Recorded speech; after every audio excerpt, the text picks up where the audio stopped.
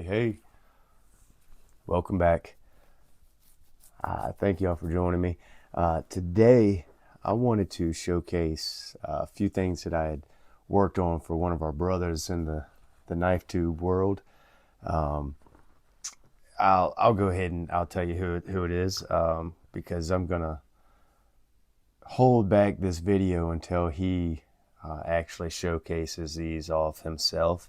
And then afterward, I'll go ahead and release my video. But I want him to have the excitement of showing everybody. So this is for 865 Knives over in Knoxville, Tennessee. Aaron, my buddy, my brother, he hit me up and he asked me actually about two different knives. One of them, well, the first one, I'll go ahead and show you now, keep y'all from waiting. This is one of the GEC made Remington bullets. This started life out as a hawkbill, and you can see it's got the sterling shield, really pretty bone. I like how you can see, like, you know, all the kind of imperfections, you know, I guess you could say, in the bone. Let's see if we can, there we go. Let's get that lighting right. Yeah, that's a lot better. Yeah, just, it's a beautiful knife. But he hit me up, wanted to know if I could get rid of the hawkbill. And I'll go ahead and I did some footage. I got some footage. Get my words out. I got some footage on this, so I'll go ahead and include that in this video. But it turned out pretty good. So we'll go ahead and open it up.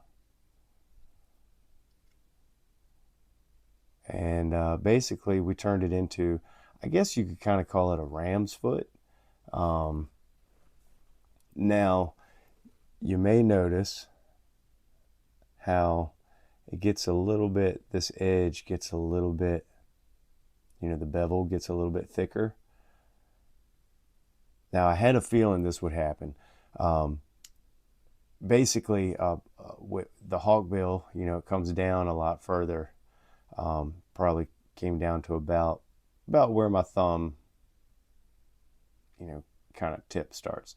So I took all that out, but the thickness of this knife continues all the way down to that point of the hawkbill. So when I took that hawkbill out, basically I took some of the thinness out, if that makes any sense. Now I could have gone in and added a little bit more of a swedge, you know, but even that wouldn't have, I mean, if I'd have taken the swedge, you know, made basically thicker, but I don't think that would have looked as good. So I don't think that'll be a really an issue for Aaron. But yeah, the only real way of fixing that is basically regrinding, you know, the thickness of the blade. So I don't think we're going to go that far. But I gotta clean all this kind of smuts off. I kind of wiped this whole thing down and kind of waxed it a little bit after I was done cleaning it, so you got a little residue. But nonetheless, it basically, now Crawford, props to Crawford. I think it was Crawford was the first one that mentioned it. He said basically I kind of turned it into a GEC 93. So, and not really thinking about it, it kind of did. So you still got that kind of sway back kind of look. It's a bit thicker blade, wider, I guess you could kind of say. But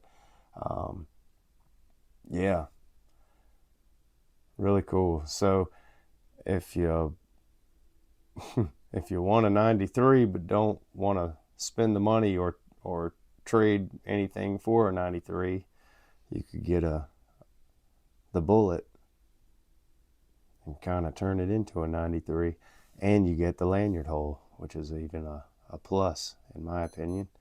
But really cool knife. I think he will be very pleased with it.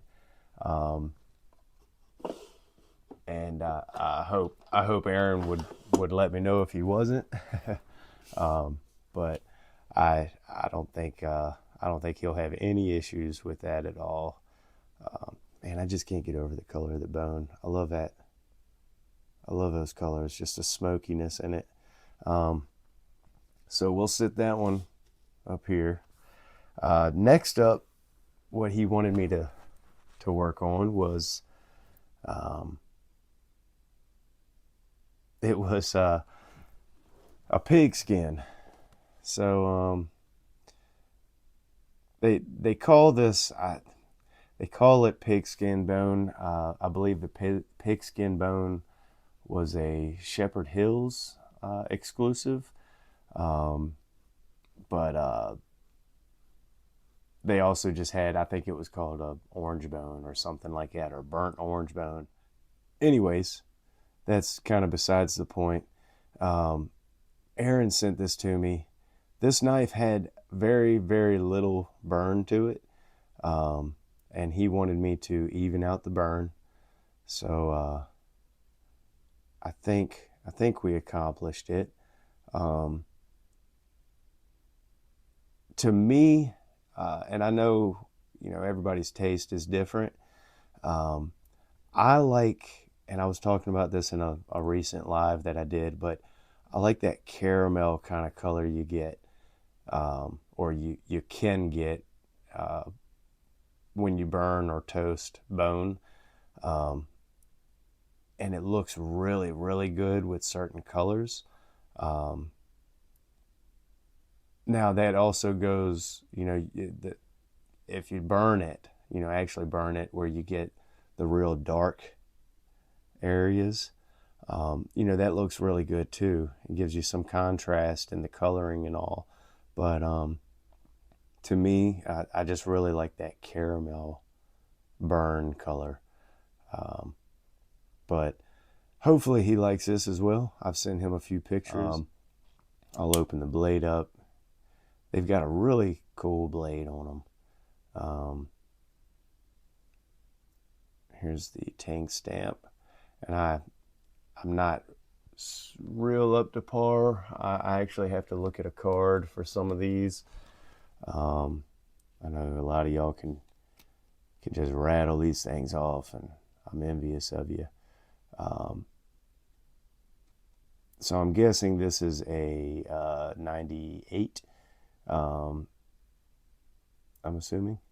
But yeah, so really, really pretty bone. The transitions and the yellows and the oranges are darn near perfect, I'd say. Just beautiful. And now with that little toasting in there, just kind of gives it that perfect little contrast, I think. So Aaron, I appreciate it. And to go with this copper lock here, that's a full-size copper lock in case I didn't say, I made him a sheath. Now, we have talked about this in the past. He wanted something in regards to, he's a huge Tennessee fan, Tennessee Vols.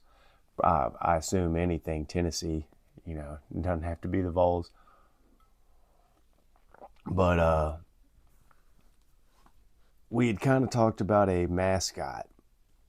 Now, a lot of these guys, they kind of give me free reign when it comes to making these custom slips that I do, where I emboss them and paint them. I'll get ideas from y'all or from them, and usually y'all just let me run with it. So that's what we did with this one. So this is old Smokey, which is the mascot for the Vols.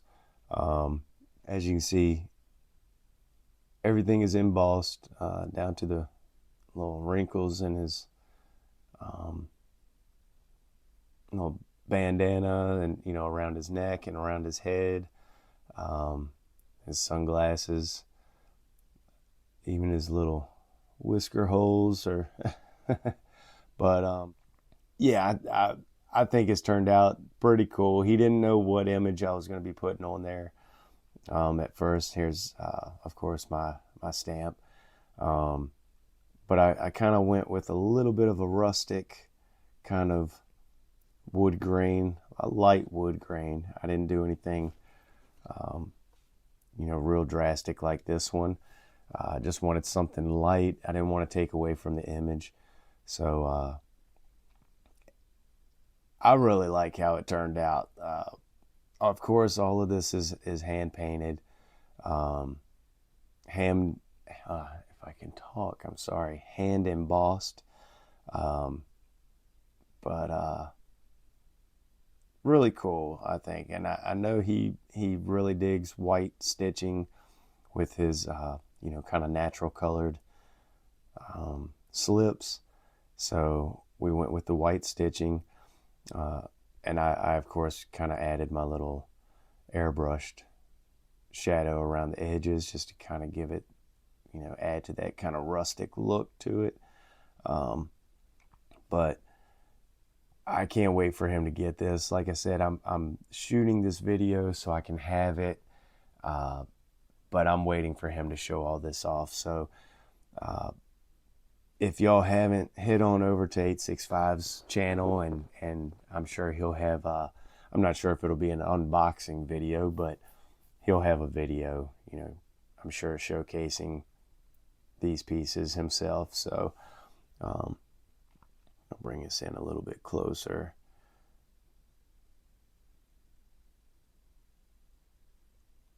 So yeah, everything's, you know, outlined. Again, hand painted, embossed. This was a really fun piece to work on. I've got a couple more. I've actually got one in the works now. I've got another one that'll be, well, I think two after that. So yeah, we're on a roll. But Aaron, I can't thank you enough.